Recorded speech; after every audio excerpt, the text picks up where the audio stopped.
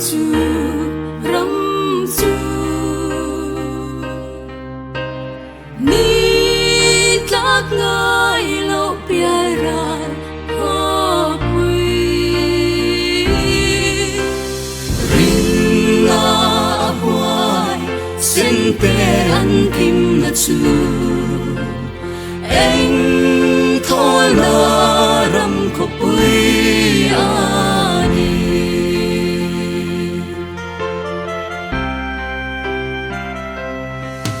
đầm lai lung ai chu zikar trong hianin rin na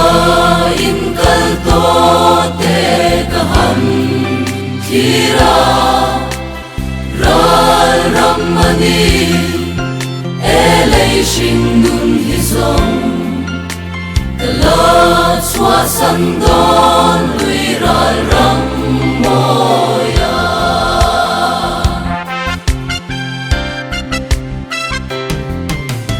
la chol ve ang lui pui pia ram moya lal pa tharau thiang lim shuai na ang zelin chu ta van ro pui na ka fia to ang kadam lai ni hi thana ka per bunin ka thir ni dinin chu ram chu ni ta ngai lo pia ran ko pui rin na a huai sen te an kim na chu anh thôi na ram ko pui ani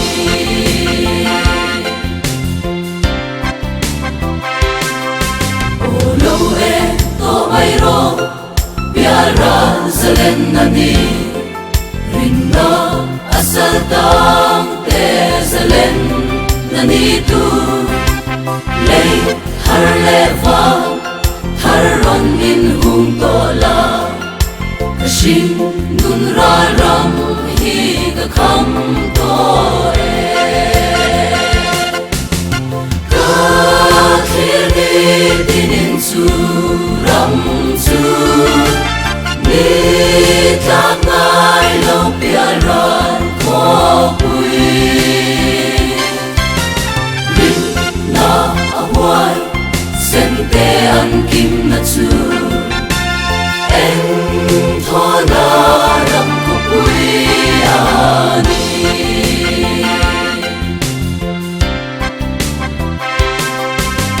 rau thiam lim zara van ro pui na chang te Krista vang muan po na tua lukha sel takin i thok se lam lal ram ta kan ro pui na ni